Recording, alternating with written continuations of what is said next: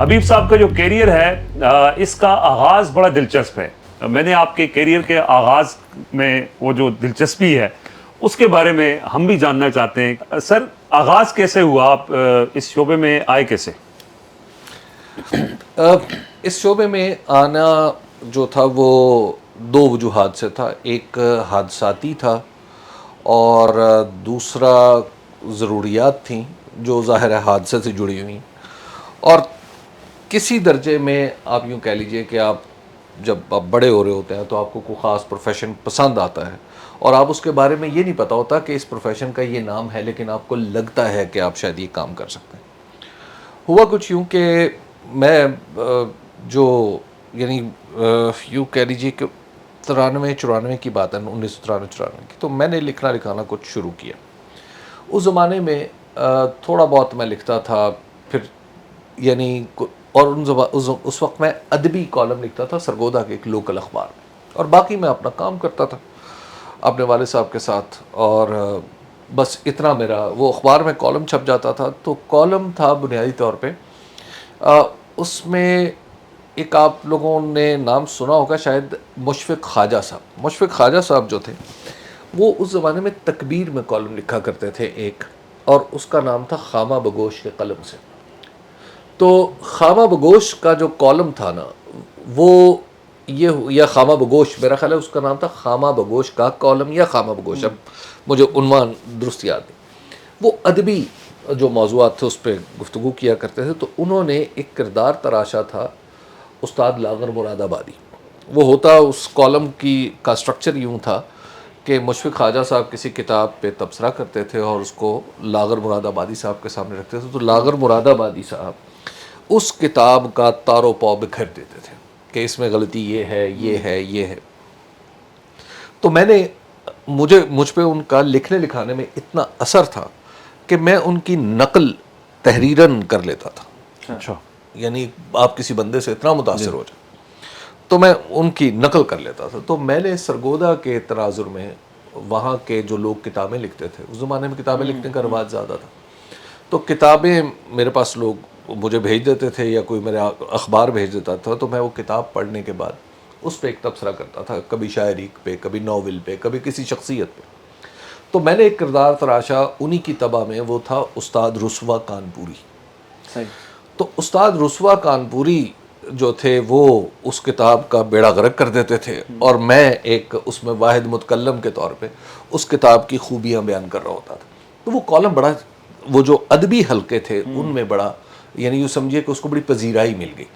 اور حالانکہ وہ میں لکھتا اپنے نام سے نہیں تھا, وہ قلمی نام تھا احمد خان. اچھا, وہ احمد خان کے نام سے میں لکھ رہا ہوں. تو میرے ہی سامنے لوگوں نے کہنا شروع کر دیا, یار یہ کوئی احمد خان ہے آدمی اور کوئی استاد رسوا کانپوری ہے, یہ پتہ نہیں کہاں کے سرگودا کے تو نہیں ہو سکتے, یہ نہیں ہو سکتے, وہ نہیں ہو سکتے. تو مجھے بڑی خوشی ہوئی.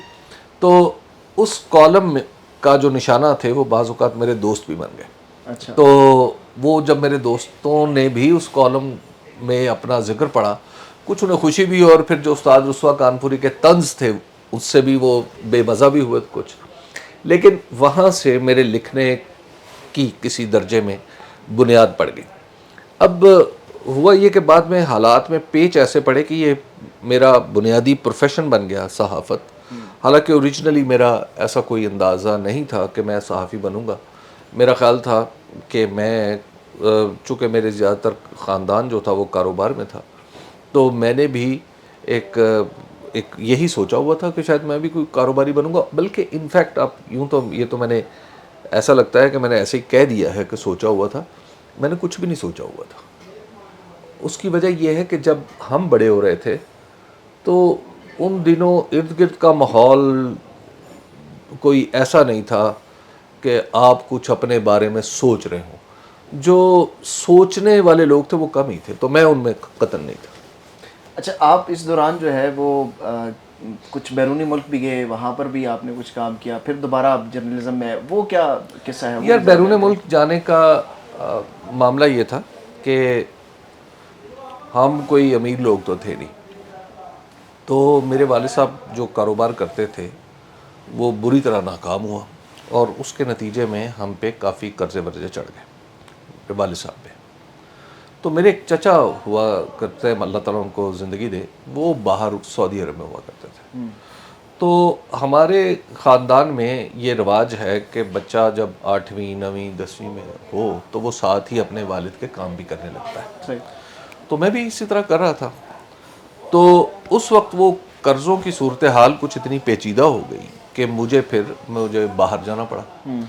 وہ کیونکہ وہ اگر نہ جاتا تو وہ اس میں مزید، کیونکہ ہمارے گھر میں کھانے پینا سب کچھ ہی ایک شارٹ ہوتا چلا جا رہا تھا. تو پھر چھوٹے بہن بھائی بھی تھے، تو اس میں یہ طے پایا کہ میں باہر جاؤں گا. تو اس میں بھی میرا اپنا فیصلہ تو نہیں تھا، بظاہر بڑوں کا فیصلہ تھا. تو پھر میں سعودی عرب چلا گیا. تو سعودی عرب میں جا کے پھر جو محنت مزدوری ہوتی ہے وہ میں نے وہ کی. تو وہاں پہ پھر واپس آیا، پھر گیا. تو اس بیچ میں نے امتحان بھی دے دیے بی اے وغیرہ کے، پھر ایم اے کے. تو وہ بھی کام چلتا رہا. پرائیویٹ امتحان؟ جی پرائیویٹلی. تو اس میں میری زندگی کا وہ جو حصہ ہے وہ خاصا ناہموار ہے اور خاصا نا خوشگوار ہے کہ مجھے اب بھی جب یاد آتا ہے تو میں اس سے عبرت پکڑتا ہوں. وہ بہت ہی، یعنی سعودی عرب میں ہونا بری بات نہیں ہے، میں مالی معاملات کے اعتبار سے عرض کروں تو وہ بہت ہی برا تھا. تو سر اس کے بعد پھر پریکٹیکل جو آپ کی صحافت ہے وہ کہاں سے آپ یار صحافت عمر پھر ایسا ہوا کہ میں 1996 میں باقاعدہ طور پہ 96 یا 96 میں واپس آ گیا. اچھا. تو واپس آ کے ہمارے حالات میں کوئی تبدیلی نہیں آئی تھی. سعودی عرب میرا جانا وہ کو بہت زیادہ معاملات کو سہارا نہیں دے سکا تھا. تو اس میں کئی پیچیدگیاں پیدا ہو گئی. تو اب یہ تھا کہ ان دنوں میں میرے سامنے دو راستے تھے. ایک یہی کہ میں اپنے والد صاحب کے ساتھ دوبارہ کام شروع کر دوں، اور میں نے کیا بھی. تو ہمارے والد صاحب کا چھوٹا سا کارخانہ تھا، تو اس میں خراد کا کام کرتا تھا اور ویلڈنگ کرتا تھا. تو وہ لیکن اس سے بھی معاملات پورے نہیں پڑ رہے تھے. تو پھر یہ ہوا کہ مجھے ایک جگہ پڑھانے کی نوکری مل گئی. تو میں صبح سویرے جاتا تھا، پڑھاتا تھا. ایک وہاں کا پرائیویٹ کالجز ان دنوں نئے نئے آ رہے تھے. تو ایک پرائیویٹ کالج میں انگریزی اور پولیٹیکل سائنس پڑھاتا تھا. تو وہاں سے واپس آ کے پھر میں اپنا یہ کام کرتا تھا. تو ظاہر ہے مالک کی حیثیت سے کہ کبھی خراد پہ کر رہا ہوں، کبھی ویلڈنگ کر رہا ہوں، کبھی ڈیلنگ بھی کر رہا ہوں لوگوں سے. لیکن وہ کچھ آپ دیکھتے ہیں نا کہ آپ محنت کر رہے ہیں لیکن اس کا نتائج آپ کو نہیں مل رہے. تو مطمئن نہیں تھے آپ؟ نہیں، مطمئن نہیں. پیسے اگر مل رہے ہوتے تو میں مطمئن ہوتا. وہ ضروریات بھی نہیں پوری ہو رہی تھی.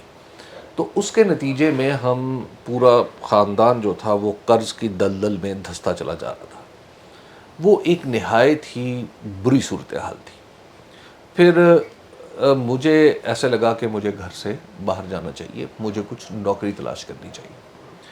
تو مجھے تو یہی لکھنے پڑھنے کا کام آتا تھا. سرگودا میں رہ کے بھی میں نے تھوڑا بہت یہ کام اس طرح کیا کہ کسی اخبار کا کوئی ایڈیشن بنا دیا، کسی کا کچھ لکھ دیا، کچھ یہ کیا، کچھ وہ کیا. وہ میں کر رہا تھا اور مجھے کچھ پیسے بھی مل جاتے تھے. تو مجھے پھر کسی نے، دوستوں نے مشورہ دیا کہ تم اس کو باقاعدہ پروفیشن کے طور پہ اختیار کر لو. جب پروفیشن کے طور پہ اختیار کرنے کی بات آئی تو سرگودا تو پھر ظاہر ہے اس بہت چھوٹی جگہ تھی، وہاں پہ تو صحافت کچھ زیادہ نہیں آپ کر سکتے تھے. تو پھر میں کراچی چلا گیا. اس کراچی جانے کا واقعہ، کراچی جانے کی تقریب کچھ یوں ہے کہ ایک تو یہ کہ کراچی ہمیشہ سے میرا پسندیدہ ترین شہر رہا. یعنی اگر آپ کہیں نا کہ the one city which I love is Karachi, تو ایک تو یہ ہے. دوسرا یہ ہوا کہ وہاں پہ میرے ایک دوست تھے خرم کلیم صاحب، وہ بھی آج کل میڈیا میں ہی ہیں اور ایک ٹی وی کے وہ ڈائریکٹر پروگرام بھی ہیں، ڈائریکٹر نیوز بھی ہیں.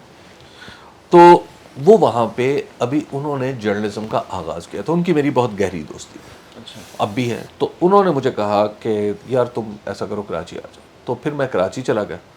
تو کراچی جانا بھی، اس کے لیے کرایہ وغیرہ اکٹھا کرنا بھی ایک مرحلہ تھا. تو اس میں میرے کزن، اللہ ان کو بخشے، وہ صادق آباد میں ہوتے تھے، تو انہوں نے میری مدد کی. تو میں کراچی تھوڑے سے پیسوں کے ساتھ وہاں پہ پہنچا اور پھر وہاں پہ میں نے باقاعدہ طور پر جرنلزم کا ان کے ساتھ آغاز کیا. حالانکہ میری جو فوری ضرورت تھی وہ پیسے تھے، وہ نوکری تھی ایک اور طرح کی جس کے لیے میں نے انٹرویو دیا. تو وہ جو مالکان تھے انہیں میں پسند نہیں آیا. اس کی وجہ یہ ہے کہ اس کی میں خدا نخواستہ یہ ان کی نالائکی نہیں عرض کر رہا، اپنی نالائکی کا اعتراف کروں. اور اس وقت مجھے بہت برا لگا، لیکن آج میں سوچتا ہوں اگر ان کی جگہ میں خود ہوتا تو میرا فیصلہ بھی یہی ہوتا کہ ایک ایسا نوجوان جس کو کراچی کے پورے راستوں کا علم نہیں ہے، جس کو سینس تو ہے مینوفیکچرنگ وغیرہ کی، مارکیٹنگ کی، سیلز کی، وہ جو ایک استادی شاگردی میں آپ کو دھندے میں رہ کے آ جاتی ہے وہ تھوڑی سی تو ہے، لیکن اس کے علاوہ اور کچھ نہیں. تو انہوں نے مجھے وہ نوکری نہیں دی اور مجھے اس وقت پیسوں کی اشد ضرورت تھی. تو پھر میں نے جرنلزم میں میں آیا اور جرنلزم میں نے پھر اپنا کام شروع کر دیا. اور اگین اس کی اس وقت جو فوری ریزن تھی وہ یہ تھی کہ مجھے پاؤں جمانے کے لیے کچھ جگہ چاہیے تھی کہ میں کچھ کھانا پینا کر سکوں اپنا. تو جرنلزم میں چونکہ خرم کلیم صاحب کا واسطہ رابطہ بھی تھا تو انہوں نے مجھے ایک جگہ، یہ خود بھی ظاہر ہے اس وقت تو بالکل ابتدائی سٹیج پہ تھے، اسٹرگلنگ سٹیج تھی، تو انہوں نے مجھے فٹ کر دیا ایک جگہ بطور انٹرن سارٹ آف تھنگ. تو پھر وہاں سے آگے بات بڑھتی بار چلی وغیرہ میں آپ نہیں، اس وقت نیوز ایجنسی تھی NNI. اچھا جی NNI میں کام کرتا تھا، یہ کراچی کے دفتر میں. تو کراچی میں پھر بہت سارے دوست بنے، پھر لوگوں کے ساتھ معاملات آہستہ آہستہ ٹھیک ہونا شروع ہو گئے، پھر کوئی نوکری، پھر کوئی تنخواہ، پھر آہستہ آہستہ آپ یوں کہیے کہ قدم جمنا شروع ہو گئے. یہ ہوا. اچھا سر، اخبار سے آپ کا پھر جب ٹیلی ویژن میں آپ آئے، یہاں پہ بھی آپ نے ایسے کام کیے کہ جو پھر ایک مثال بنے. مثلا جو انتخابی امور ہیں، خاص طور پہ جو حلقے کی سیاست ہے، وہ پہلی دفعہ جس مائنیوٹلی آپ نے جا کے حلقوں کے اندر کام کیا اور جو آپ سرویز آپ کے تھے وہ very close to the results تھے. یہ آئیڈیا اور اس کے اوپر تھوڑا سا بتائیں کہ یہ ظاہر ہے کہ آپ کی ایکسپرٹیز بھی ہیں، آپ ماہر انتخابی امور بھی سمجھا جاتا ہے آپ کو صحافت کے اندر. معذرت کے ساتھ میں کچھ زیادہ آپ کو اچھا نہیں لگ رہا تعریف کرنا، دیکھیں لیکن یہ کیسے ہوا؟ لیکن ایک چیز ہے نا، دیکھیں وہ سہیل بڑائی صاحب کے بارے میں ہمارے جو میرے والد صاحب وغیرہ وہ کہتے تھے کہ یار انہوں نا ہر حلقے دا فگر پتہ ہوندا ہے سرویز. پھر ایک ٹائم آیا کہ ان کے بعد حبیب اکرم صاحب کا نام آیا کہ یار وہ سرویز ان کے آپ کے ابھی بلکہ 2024 میں تو لوگ یہ بھی کہتے ہیں کہ حبیب اکرم صاحب کے سرویز نے ریزلٹس چینج کرنے میں بڑی مدد کی ہے. اچھا دیکھیں، جو انتخابی جو معاملہ ہے نا کہ الیکشن میں، یہ میری ڈریم جاب رہی اور ڈریم جاب کی وجہ جو ہے وہ سہیل وڑائچ صاحب ہے. اچھا، یعنی میں نے سہیل وڑائچ صاحب کو دیکھا تو میرے دل میں یہ خیال آتا تھا کہ میں سہیل وڑائچ صاحب کی طرح کام کر سکوں. تو ہوا کچھ یوں کہ میرے انٹرسٹ تو بہت زیادہ رہتا تھا، لیکن مجھے اس میں یعنی کام جو کرنے کا باقاعدہ موقع ملا وہ 2002 کے الیکشن میں کراچی میں کام کر رہا تھا، لیکن میرا انٹرسٹ تھا تو میں نے سطحی سا اس کو کور کیا. 2008 کے انتخابات میں بھی میں نے کام کیا، لیکن اس کو وہ کام آپ یوں کہیے کہ وہ speed work sort of thing تھی. 2013 میں دنیا ٹی وی میں کام کرتا تھا تو وہاں پر مجھے سعید قاضی صاحب ہمارے انچارج تھے الیکشن کے اور میں وہاں پہ ان کا نمبر 2 تھا. تو میرے ذمہ کچھ کام اس طرح لگا کہ بلوچستان اور خیبر پختونخوا کا علاقہ جو تھا وہ میں نے کور کرنا تھا. سمیع ابراہیم تھے، انہوں نے فیصل آباد شاید ان کے پاس تھا، کچھ اس طرح کا کام تھا، ہم نے بانٹے ہوئے تھے. تو 2013 کے الیکشن میں جو میری انڈرسٹینڈنگ تھی الیکشن کی وہ بڑی بہتر ہوئی اور میں نے سہیل وڑائچ صاحب کو ہی فالو کیا in every sense of the world. تو میں جا کے بلوچستان میں لوگوں سے ملا اور اس میں انوار اللہ کاکڑ صاحب نے مجھے بلوچستان کو سمجھنے میں بڑی مدد دی، جو بعد میں ہمارے نگران وزیر اعظم بنے. یہ ان کی میں بڑی یعنی میں ان کا بڑا احسان مند ہوں کہ انہوں نے مجھے ایک رات بھر بیٹھ کے انہوں نے مجھے ایک ایک حلقے کے ڈائنامکس بتائے، ایک ایک حلقے کے کینڈیڈیٹس بتائے، صوبائی کے الگ بتائے، قومی کے الگ بتائے. میں نے ان کے ساتھ 2 دن لگائے تو انہوں نے مجھے بہت محنت سے میری اتنی تیاری کرا دی کہ وہ آج تک میرے کام آتی ہے. پھر تو آپ اس کے اوپر بلڈ کرتے چلے جاتے ہیں نا. تو وہ انہوں نے وہ کام کیا. اسی طرح خیبر پختونخوا میں تو پھر میں نے کچھ کام کیا، وہاں پہ مجھے پتہ چلا کہ یہاں پہ تو PTI آ رہی وغیرہ وغیرہ. 2013 سے 18 کے درمیان ایک موقع ایسا آیا کہ ہارون رشید صاحب اور میں اکٹھے پروگرام کرتے تھے. جی. تو ایک موقع ایسا آیا کہ ہارون رشید صاحب کو یہ لگا کہ میں اور وہ میرے ساتھ نہیں چل سکتے. اچھا. جی. تو ہارون رشید صاحب نے انہوں نے انکار کر دیا میرے ساتھ کام کرنے پہ. یعنی وہ مجھ سے چونکہ سینئر تھے تو جو ویٹو تھا وہ ان کے پاس تھا. سہیل وڑائچ صاحب ان دنوں دنیا اخبار کے ایڈیٹر تھے. تو جب یہ صورتحال پیدا ہوئی تو مجھے ایسے لگا کہ جیسے میں ایک لیفٹ آؤٹ ہو گیا فیل کر رہا ہوں. مجھے دنیا ٹی وی والوں نے کہا کہ اچھا ہارون صاحب اور آپ تو اکٹھے کام نہیں کر سکتے. یہ یاد رہے کہ میں کرنا چاہتا تھا, ہارون صاحب نہیں کرنا چاہتے تھے. تو انہوں نے کہا کہ اچھا آپ یہ کام کر لیں. اٹس ویری کائنڈ آف میاں عامر صاحب اور نوید کاشف صاحب. انہوں نے مجھے وہ جو کمزور لمحے تھے ان دونوں نے مجھے بڑا حوصلہ دیا جب آپ کو اچانک لگتا ہے کہ آپ ارریلیونٹ ہو گئے. تو خیر انہوں نے مجھے کہا آپ یہ کر لیں, آپ یہ کر لیں, آپ یہ کر لیں. میں نے کہا سر یہ میں نے کوئی مینجمنٹ کا کام نہیں کرنا, میں نے کرنا ہے تو جرنلزم کرنا ہے. انہوں نے کہا تمہارا سارا کیریئر مینجمنٹ سے بھرا ہوا. میں نے کہا سر اب میں نے اس کو فیصلہ کر لیا کہ میں نے یہ نہیں کرنا. صحیح. پھر ہوا یہ کہ میں نے کوئی اور نوکری تلاش کرنا شروع کر دی. تو نوکری تلاش کرتے کرتے میں نے ایک ٹی وی میں میری بات چیت ہو گئی, دبئی میں میری میٹنگ ہوئی. تو ہوا یہ کہ سہیل وڑائچ صاحب ایک دن انہوں نے مجھے ایک ایسی بات کہی جس نے میرے کیریئر کی گروتھ میں بڑا اہم کردار ادا کیا. سہیل وڑائچ صاحب نے کہا کہ میں دنیا ٹی وی میں کام کرتا ہوں, اس سے پہلے میں جنگ گروپ میں کام کرتا تھا اور جنگ گروپ میں مجھے کام کرتے ہوئے 30 سال ہو گئے. تو انہوں نے کہا کہ یہ جو 30 سال تھے نا اس کا سارا ٹائم اچھا نہیں تھا. اس میں کبھی بہت اچھا تھا, کبھی کم اچھا تھا, کبھی بہت برا تھا اور کبھی کم برا تھا. لیکن اس کے باوجود جنگ گروپ میں اپنے آپ کو بڑا سیکیور محسوس کرتا تھا اور وہاں پہ میں سمجھتا ہوں کہ میری بڑی رسپیکٹ تھی. تو جب سے میں دنیا گروپ میں آیا ہوں تو مجھے ایسے لگتا ہے کہ جیسے یہاں پہ مجھے اپنے آپ کو دوبارہ ثابت کرنا ہے. اچھا. تو میں نے کہا جی سر.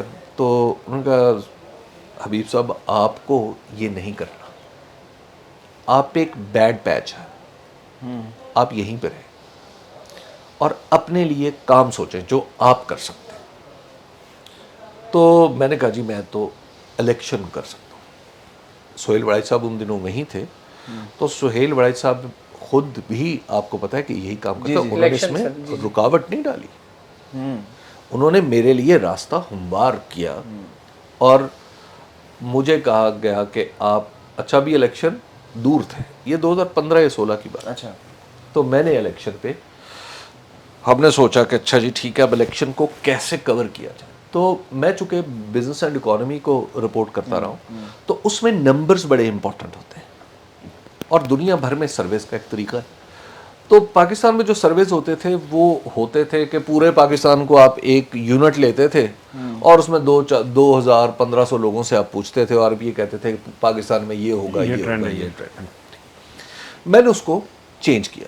چینج ہم نے اس طرح کیا کہ ہم گئے, ہم نے لوگوں سے بات چیت کی اور پھر آہستہ آہستہ ہم نے اس کو ٹیبلیٹ کیا.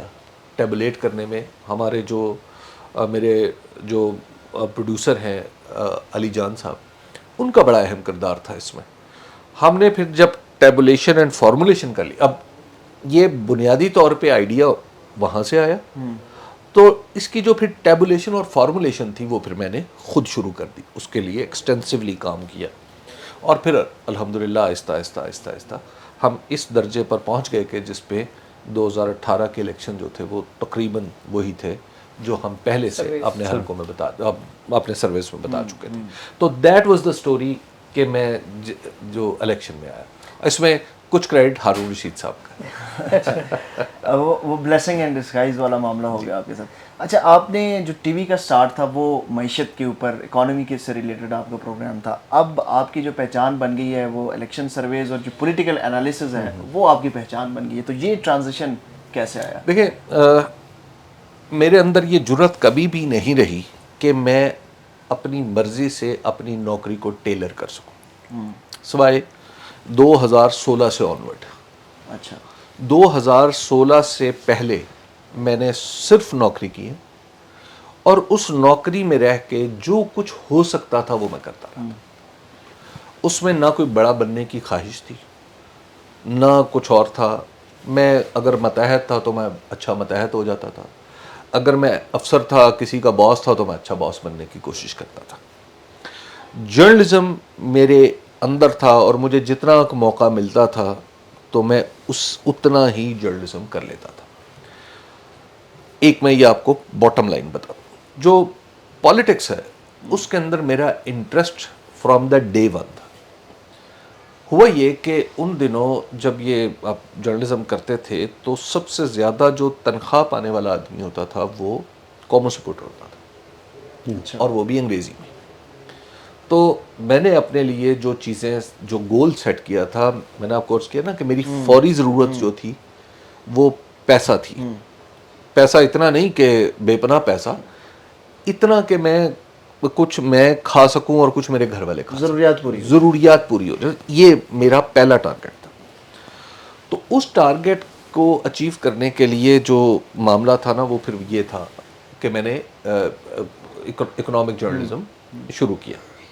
دوسری اس کی ریزن یہ تھی کہ اکنامک، اور وہ بھی اس لیے شروع کیا، نمبر ون ایک ریزن، دوسری بات یہ کہ مجھے سلاٹ ہی یہ مل رہا تھا، جگہ ہی یہ مل رہی تھی NNI میں کہ یار آپ ہاں یہ کر سکتے ہیں، کیونکہ باقی لوگ اس میں انٹرسٹڈ نہیں تھے، اس میں تھوڑا پڑھنا پڑتا ہے وغیرہ وغیرہ۔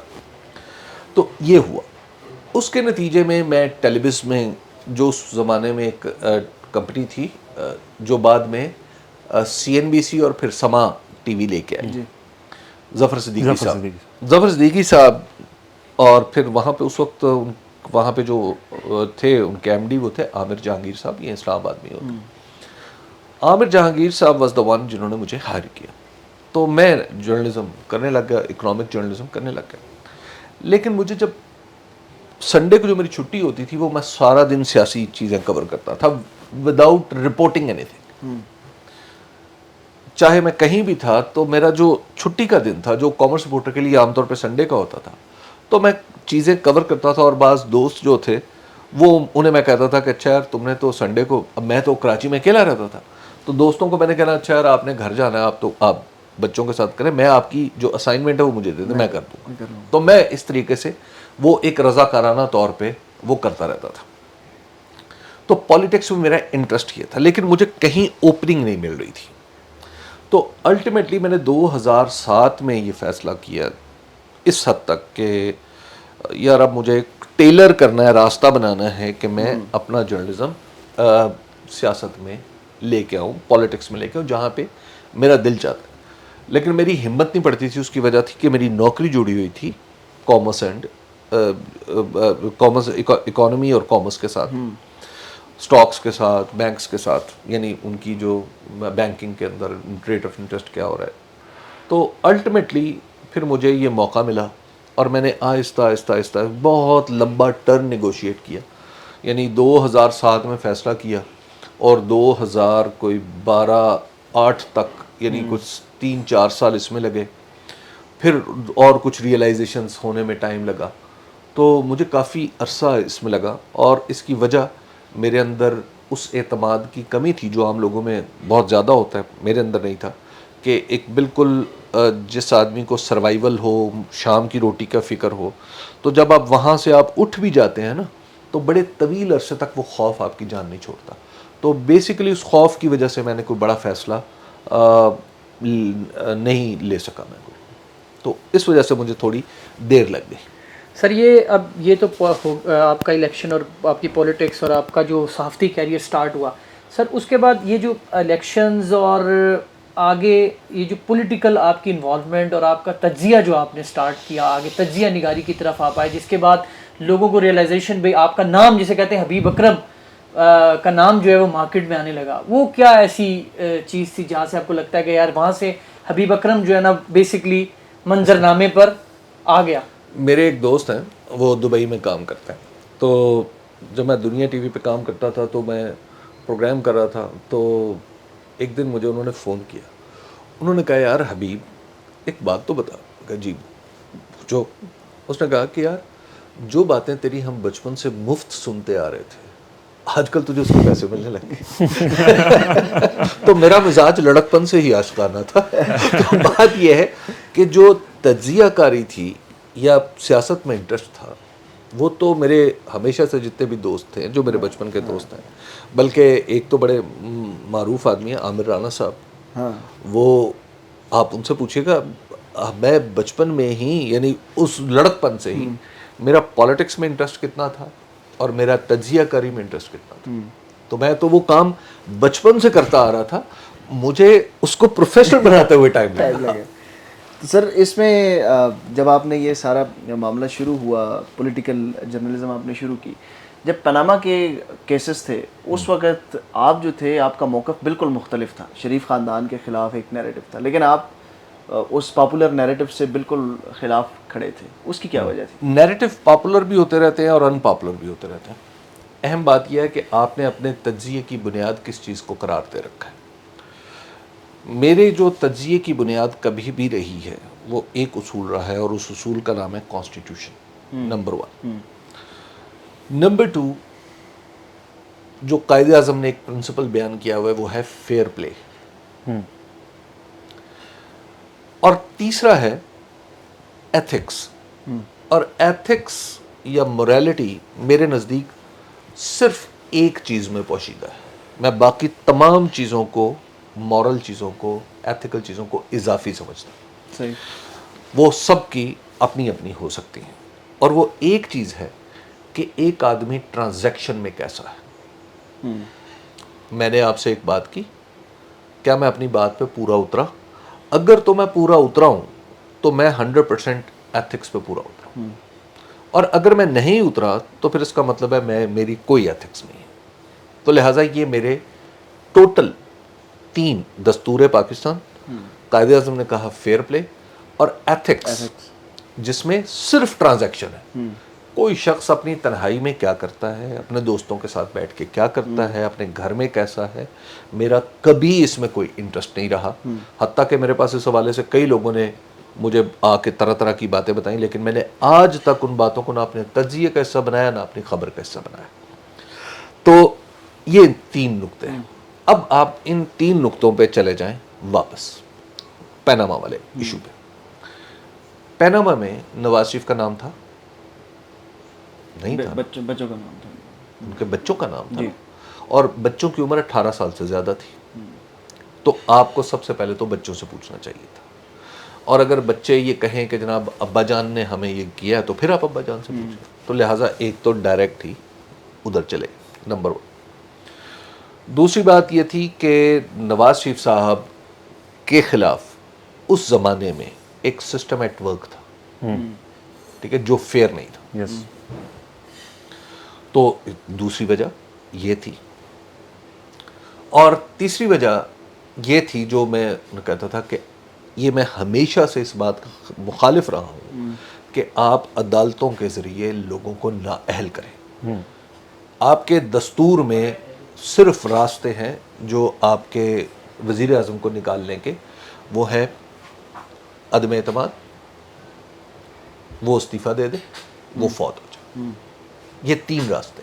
یہ جو چوتھا دروازہ آپ نے کھولا ہے نا عدالت کے ذریعے کھولنے, عدالت کے ذریعے لوگوں کو نکالنے کا, رکھنے کا, میں اس کے ہمیشہ سے خلاف رہا ہوں, کیونکہ مجھے دستور میں اس کی کوئی گنجائش نہیں ملتی. اور جب نواز شریف صاحب یوسف رضا گیلانی کے جانے پہ خوشیاں منا رہے تھے, تو آپ اس وقت جائیں تو ہم اس وقت بھی یہی عرض کر رہے تھے کہ نواز شریف صاحب آج آپ جس جگہ پہ خوشیاں منا رہے ہیں یہ دستور کے اندر چوتھا دروازہ, میں نے ایک کالم لکھا تھا ان دنوں کہ یہ چوتھا دروازہ کھول دیا گیا جو دستور کی دیوار میں چور راستہ نکالا گیا. تو میں تو اس کو چور راستے سے, چونکہ وہ نکالے جا رہے تھے, اس وجہ سے میں ان کے بالکل ان کے یعنی جو لوگ پاپولر سمجھ رہے تھے کہ نہیں ان کو نکلنا چاہیے, میں اس طریقے کا قائل نہیں تھا. لیکن جو ان کے اوپر ایلیگیشنز ایون فیلڈ کے حوالے سے لگتی رہی ہیں, وہ ابھی بھی یہی کہا جاتا ہے کہ ان کے بچوں نے بھی کوئی رسیدیں یا کوئی ٹرانزیکشن نہیں دکھائی, عدالت میں ابھی تک وہ ثابت نہیں کر سکے. تو یہ اس بات معاملے اپنی پر جگہ- آپ کا کیا یہ بات اپنی جگہ فیکٹ ہے. یہ بات اس بات نہ تو میں نے کبھی ان کے مالی معاملات کی ان کو آپ ڈیفینڈ نہیں کیا ڈیفینڈ نہیں کیا. ٹھیک ہے, ان کے مالی معاملات کیسے ہیں کیسے نہیں ہیں یہ بالکل ایک سیپریٹ بات ہے. صحیح. اصل بات جو اس وقت ہے کہ وہ الزام اچانک آپ ذرا دیکھیں نا کہ اس وقت لگا اور پھر ختم کس طرح ہوا. اور اس سے پہلے بھی وہ الزامات لگتے رہے. آپ یہ دیکھیں کہ جو لگا الزام لگا اور پھر ختم کس طرح ہوا. یعنی ان کے اوپر الزام لگا, پھر جب وہ دوبارہ اقتدار میں ہے تو ختم ہو گیا. اس کا مطلب ہے نہ لگانے والے سنجیدہ تھے نہ جواب دینے والے سنجیدہ تھے. نہ نواز شریف صاحب کو یہ پرواہ تھی کہ میری دولت کا کوئی حساب پوچھے, اور نہ الزام لگانے والوں کو یہ مطلوب تھا کہ وہ کسی کی دولت کا حساب لیں. بیسیکلی وہ کرپشن ان کا مقصد نہیں تھا کہ اس کو چیک کرنا, وہ کوئی اور مقصد تھا جس وہ مقاصد کچھ اور تھے. اور نہ نواز شریف صاحب کا کبھی یہ مقصد رہا ہے کہ میں اپنی دولت کی یا اپنے اوپر لگنے والے الزامات کی ایسی صفائی پیش کروں جو سب کے لیے قابل قبول ہو. تو آج تک وہ نہیں پیش کر سکے, ان کے خاندان میں سے کوئی بندہ نہیں پیش کر سکا. اچھا سر, موجودہ حالات کے اوپر سوالات کرنے سے پہلے ایک, چونکہ آپ نے ایتھکس کی بات کی, پاکستان میں جمہوریت ہمیشہ سے ایک کمپرومائز رہی ہے. اب ریسنٹ پاس میں اگر آپ دیکھیں میڈیا کا رول اس کے اندر ہمیشہ سے ہی ظاہر ہے کہ جب آپ 4-5 دہائیاں پیچھے جائیں تو صحافت کا جو کردار ہے وہ ایک مزاحمتی کردار بھی رہا ہے. ہمارے جو بڑے تھے صحافت کے, ابھی اس وقت پاکستان میں یہ جو ہائبرڈ رجیم کا ایک نیا کانسیپٹ آیا ہے, اس کے اندر میڈیا کا جو رول ہے اس کو آپ کس نظر سے دیکھتے ہیں؟ جرنلسٹ کا کیا رول ہونا چاہیے, اور جو اس وقت رول ادا کیا جا رہا ہے, میڈیا کنٹرولڈ ہے, جو ذرائع ابلاغ ہیں سوائے ڈیجیٹل میڈیا کے, اس کے اندر جو ایک صحافی ہے, ایک جو کالم لکھنے والا ہے, ایک رپورٹنگ کرنے والا ہے, ٹی وی پہ بیٹھ کے تجزیہ کرنے والا ہے, اس کو وہ جو 3 آپ نے بنیادی چیزیں بتائی ہیں وہ اس کے ارد گرد کیوں نہیں جا رہا؟ وہ کیوں اپنے انٹرسٹ کی خاطر یا اپنے کچھ اپنے ذاتی مفادات کی خاطر یا اپنی خواہشات کی خاطر اپنے اس کردار سے کیوں پیچھے ہٹ گئے؟ آپ کے اس کے اوپر کیا تجزیہ ہے؟ دیکھیں, 2 باتیں ہیں. ایک تو آپ جب بھی کوئی کام کر رہے ہوتے ہیں تو اس کی ایک جائز انکم ہوتی ہے. جیسے میں کام کرتا ہوں, میں سرکاری ملازم ہوں, مجھے اس کی تنخواہ ملتی ہے اور میں کام کرتا ہوں, یا میں ایک پرائیویٹ نوکری کرتا ہوں جیسے کہ اب کرتا ہوں, تو مجھے اس کی تنخواہ ملتی ہے. جو اس سے جڑ کے اگر کوئی اضافی آمدنی ہے جو میرے ٹیکس کے پیپرز میں نہیں ہے, جو میرے لوگوں کے علم میں تو ہے لیکن کھاتوں میں نہیں ہے, تو اس کا مطلب ہے وہ ناجائز آمدنی. اس کا مطلب ہے میں اپنی ٹرانزیکشن میں فیئر نہیں. تو میں ایک گناہگار آدمی ہوں, لیکن آنیسٹلی اسپیکنگ مجھ میں اتنی ہمت ہی نہیں رہی کہ میں پیسے پکڑ سکوں. تو لہٰذا میری ایمانداری کو آپ میرے ایمان پہ محمول نہ کریں, میری کمزوری پہ محمول کریں. آفر ہوئی ویسے لفافے کی؟ ایک آدھ دفعہ ہوئی بھی تو میری ہمت نہیں پڑی. اب مسئلہ یہ ہے کہ جب بندے کا دماغ اس طرح کا ہو کہ جس جو ہمت ہی نہ کر پائے تو اب وہ اس طرح کے کام میں آئے گئے نہیں. تو لہٰذا میرے اندر, میں اتنا کمزور آدمی ہوں کہ میں کوئی بڑا ہاتھ بھی نہیں مار سکتا. تو ایک تو یہ مسئلہ ہے. تو مجھے نہیں پتا کہ باقی لوگ ایسا کر سکتے ہیں یا نہیں کر سکتے, کرتے ہیں نہیں کرتے. میں براہ راست کسی چیز سے آگاہ نہیں. البتہ میں رائے ضرور دے سکتا ہوں. دیکھیے, وہ یہ ہے کہ جرنلزم ایک اصول پہ چلنے کا نام ہے. جرنلزم جب آپ ہموار سڑک پر چل رہے ہوں تو راستے میں آنے والی کسی رکاوٹ کا نام ہے جرنلزم. اس رکاوٹ کو رپورٹ کر دینا. مثلا یہ گاڑیاں چل رہی ہیں سڑک پہ, کوئی خبر ہے نہیں, لیکن اچانک کی سڑک بند ہو جائے تو خبر ہے. اچانک اس سڑک کے اندر کوئی حصہ ابھر آئے تو خبر ہے. کوئی حصہ نیچے چلا جائے تو بھی خبر ہے. گاڑیاں رک جائیں تو خبر ہے. یہ ہے ہمارا کام. اب اور ہمیں یہ سیدھی سڑک کون بتاتا ہے؟ سیدھی سڑک ہمارا دستور بتاتا ہے. وہ دستور ہے سیدھی سڑک, راستہ صاف کشادہ. اچھا, اس کشادہ راستے میں جب رکاوٹ آئے گی تو وہاں پہ آپ نے رپورٹ کرنا. جب آپ تھوڑے سے پاکستان کے معاملات کو سمجھنے لگتے ہیں تو پھر ایک آپ کی اوپینین بھی بنتی ہے. تو آپ نے اس فیکٹ کی بنیاد پہ اپنی اوپینین بھی بنانی ہے کہ جناب یہ ٹھیک ہے, یہ غلط ہے. پہلی چیز ہے رپورٹ کر دیا، اور پھر آپ نے بتایا کہ دستور کے مطابق یہ غلط ہے، اور اس کی پھر بنیاد آ گئی ایتھکس. کبھی اگر میں ٹرانزیکشن میں فیئر ہوں تو میری سب سے فیئر ٹرانزیکشن آرٹیکل 5 ہونا چاہیے نا، جس کے تحت میں اس دستور کا پابند ہوں بغیر کسی شرط کے، اور پھر مجھے تقاضا بھی یہی کرنا چاہیے. تو جب دستور ٹوٹتا ہے تو ہمیشہ دستور میں نہیں توڑتا، عام پاکستانی نہیں توڑتا، ہمیشہ کوئی طاقتور توڑتا ہے. وہ کوئی حکومت میں بیٹھا ہوا شخص توڑتا ہے، وہ کوئی جج توڑتا ہے، وہ کوئی جنرل توڑتا ہے. صحافیوں نے تو کبھی دستور نہیں توڑا، کسی عام آدمی نے تو دستور نہیں توڑا. تو جب کوئی ان میں سے دستور توڑے گا تو اس وقت بولنا مشکل ہو جاتا ہے. یس سر عام آدمی تو سگنل نہیں توڑ سکتا. تو سر اس وقت جو پاکستان میں جو جرنلزم ہو رہی ہے، آپ مطمئن ہیں کہ یہ جو موجودہ صورتحال ہے ایک رجیم ہائیبرڈ رجیم پلس ہے، اور اس میں جو صحافت ہو رہی ہے ہمارے ارد گرد؟ اچھا، ویسے آپ اس کو ہائیبرڈ کہہ رہی ہیں، آپ تکلف فرماتے ہیں. اس میں ہائیبرڈ ہونے والی کون سی بات ہے؟ یعنی کیا چیز ہے؟ مجھے سمجھ نہیں آتی کہ آپ کس چیز کی بنیاد پہ کہتے ہیں کہ ہائیبرڈ ہے. بظاہر تو سر جمہوری پارلیمنٹ بھی موجود ہے. نہیں، کیسے ہے یہ پارلیمنٹ؟ پہلے تو مجھے یہ بتائیں کہ پارلیمنٹ یہ تو الیکشن کمیشن کی بنائی ہوئی پارلیمنٹ ہے. پارلیمنٹ تو لوگوں نے بنانی ہے، یہ تو مجلس شورا ہے، ضیاء الحق کی بنائی ہوئی. اس کو کون پارلیمنٹ کہتا ہے؟ مطلب آپ کا وزیر دفاع کیا کھل کے کہہ سکتا ہے میں جیتا ہوں الیکشن؟ آپ کی اسلام آباد کی سیٹیں 3 کی 3 سیٹیں کون جیتا ہوا ہے؟ اسلام آباد میں آپ آج سروے کر کے دیکھ لیں، اسلام آباد میں آپ کو پتہ چل جائے گا. آج آپ دوبارہ الیکشن کروا کے دیکھ لیں، آپ کو پتہ چل جائے گا. اور یہ لوگ پنڈی میں کون جیتا ہوا؟ پنڈی پورا ریجن ہی پورے کا پورا پنڈی کون جیتا ہوا؟ ٹھیک ہے نا، آپ کمال کریں. اور یہ لوگ دندناتے ہوئے پارلیمنٹ میں بیٹھے ہوئے ہیں. لاہور میں کون جیتا ہوا ہے؟ نواز شریف صاحب الیکشن ہارے ہوئے ہیں. ایوری نمبر سجیسٹ کہ نواز شریف صاحب الیکشن ہارے ہوئے ہیں، وہ اسمبلی کا حصہ. تو یہ کون سی پارلیمنٹ ہے؟ اس کو سر پھر ہم کیا تو آپ اس کو ہائیبرڈ رجیم نہ کہیں، مارشل لا سے تشبیہ بھی دے دیں. آپ اس کو کوئی اور دے دیں، شارٹ آف مارشل لا کہہ دیں، شارٹ آف مارشل لا کہہ دیں، کوئی اور چیز کہہ دیں. اس کو ماشاءاللہ ہم اتنے سویلین ڈکٹیٹرشپ آپ نام دے دیں. کافی نہیں، ڈکٹیٹرشپ کہہ دینا کلیئر ہو جاتا ہے. لیکن سر جو آپ کے دیکھیں، آپ کے جن کا آپ نے ذکر کیا سینئرز، آپ شامی صاحب، وڑائچ صاحب، سہیل وڑائچ صاحب ہو گئے، یہ لوگ وہ ہیں جو سر آپ جس ٹائم پہ آئے دے ور آن پیک اور بڑے سینئر جرنلسٹ تھے.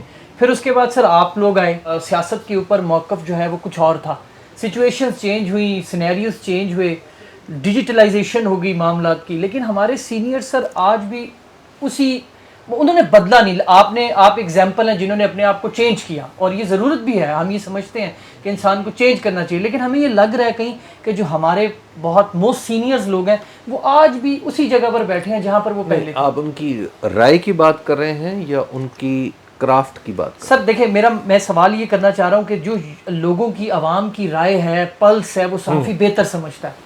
آج جو پاکستان میں جو پلس ہے لوگوں کی، جو لوگ چاہ رہے ہیں، جن چیزوں کا لوگ ڈسکشن کر رہے ہیں، لوگ اپنے سینئر صحافیوں سے وہ چیز سننا چاہتے ہیں. لیکن سر وہ مایوس ہوتے ہیں کہ وہ بات ہی نہیں کرتے ان کی، اور وہ مفاہمت اور ان چیزوں پہ چلے جاتے ہیں جن پر لوگوں کو شاید غصہ آتا ہے کہ یار یہ بات. اور جن اصولوں کی وہ بات آج سے 5 سال پہلے، 10 سال پہلے کیا کرتے تھے، اب وہ اصولوں کے بجائے گراؤنڈ ریئلٹیز کی بات کرتے ہیں. ایک تو یہ ہے کہ صحافی کو اس رو میں نہیں بہ جانا چاہیے کہ لوگ کیا سننا چاہتے ہیں. اس کو جو ٹھیک لگتا ہے اسے کہنا چاہیے. تو ایک تو یہ رعایت دیں کہ پاپولزم کا نام اداکاری تو ہو سکتا ہے، جرنلزم نہیں. ایگزیکٹلی. جرنلزم بعض اوقات ایسی چیز کا نام ہو جاتا ہے کہ جس میں آپ خبر دیں، جس میں آپ کو رائے بیان کریں، تو آپ کے لوگ اس کو پسند نہ کریں. تو لہٰذا جرنلسٹ کو اداکار سے الگ رہنا چاہیے، گلوکار سے الگ رہنا چاہیے. گلوکار کو ہٹ گانوں کی تلاش ہوتی ہے، جرنلسٹ کو نہیں. ایک تو یہ بات ہمیں واضح کر لینی چاہیے. دوسری بات یہ ہے کہ شامی صاحب، میں ان کا نہ دفاع کر سکتا ہوں، شامی صاحب میرے استاد ہیں، اور شامی صاحب کا یعنی دفاع کرنا، یعنی ان کی رائے جو موجودہ ان کی رائے ہے پولیٹیکل میرے لیے بڑا مشکل ہے، لیکن میرے لیے شامی صاحب کی رائے میرے سر، ٹھیک ہے، ایک تو یہ بات۔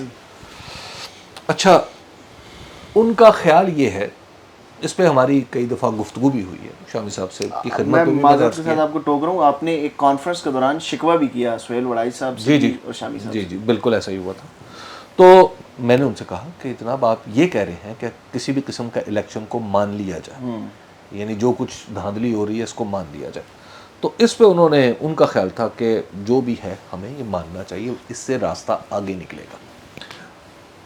کسی درجے میں یہ بات درست ہے، لیکن سوال یہ ہے کہ ہم ہمیشہ، میرا جو اس رائے کے مقابلے میں جو میری رائے ہے وہ یہ ہے کہ ہمیشہ ہم یہی کیوں سوچیں، ہم یہ کیوں نہ سوچیں کہ جو بڑا ہے اس کو کہیں حضور آپ غلطی کر رہے ہیں۔ اچھا، ہم یہ کیوں نہ مانیں کہ ہمارے جج صاحبان میں بہت سے ایسے لوگ ہیں جو نالائق تھے، اس کا اعتراف خود سپریم کورٹ نے کیا، جی ہاں، اور سپریم کورٹ نے کہا ہے کہ اتنے نالائق تھے کہ وہ بھٹو کے مقدمے میں بنیادی چیزوں کا بھی خیال نہیں رکھ سکے۔ ٹھیک ہے نا، اس کا مطلب یہ ہے کہ 45 سال بعد ہی صحیح پتہ چل جاتا ہے کون کتنا لائق ہے۔ صحیح، ٹھیک ہے۔ اچھا، جنرل یحییٰ خان جیسا نالائق جرنیل بھی تو ہماری تاریخ کا حصہ رہا ہے، بالکل ٹھیک، جس نے عالم اسلام کی سب سے بڑی شکست جو ہے وہ ہمیں دلوائی۔ اچھا، یہ نالائق بھی تو ہے نا، ہمیں چاہے 50 سال بعد پتہ چلا ہے، پتہ تو چل گیا نا، تو لہٰذا اس کا مطلب یہ ہے کہ آج ہم تھوڑا سا اپنے پاؤں پہ کھڑے ہو کے بات کریں۔ یہ ملک 25 کروڑ لوگوں کا ہے، میں 25 کروڑ میں کا حصے دار ہوں، لیکن میں کسی کو یہ ماننے کے لیے تیار نہیں ہوں کہ اس کے 2 حصے اور میرا 1 حصہ۔ میرا حصہ 25 کروڑواں ہے، آپ کا بھی حصہ 25 کروڑواں ہے۔ آپ کے ہاتھ میں جج کا قلم ہے تب بھی آپ 25 کروڑوے ہیں، آپ کے ہاتھ میں فوجی کی بندوق ہے تب بھی آپ 25 کروڑوے ہیں، آپ وزیر اعظم ہیں آپ تب بھی 25 کروڑوے ہیں۔ آپ مجھ سے نہ پہلے ہیں نہ مجھ سے بعد میں۔ اب پرابلم یہ ہے کہ کیا اس اصول کو ہمیں منوانا ہے کبھی یا نہیں، یا ہمیشہ ہم نے وہ اینیمل فارمز کی طرح ہمیشہ ہر روز اپنے دستور میں ایک نئی تبدیلی کر لینی ہے کہ all the animals are equal but some are more equal. یہ نہیں ہو سکتا۔ We are not children of lesser god, اور زندگی اور موت یہ چیزیں وہ ہیں جو کسی مقصد کو ڈیفائن کرتی ہیں۔ زندہ رہے چلے جانا خالی اس بات پہ کہ جناب اچھا جی میں محض زندہ ہوں، یہ چیز شاید آپ کو وزیر اعظم تو بنا سکتی ہے، انسان نہیں بنا سکتی۔ اچھا سر، آپ نے کہا کہ یہ تو ہائبرڈ رجیم نہیں ہے، یہ کسی اور طرح کی چیز ہے۔ دیکھا جائے تو پاکستان میں سیاست جو ہے نا وہ بہت پیچھے رہ چکی ہے، آج سب گلے کرتے نظر آ رہے جب آپ ہیں۔ نے یہ سوال کیا تھا نا یہ ہائبرڈ رجیم، اور میں نے کہا تھا یہ نہیں تھا، اس وقت میرے پاس لفظ نہیں تھا۔ اب میرے پاس لفظ ہے لیکن بولنے کی ہمت نہیں۔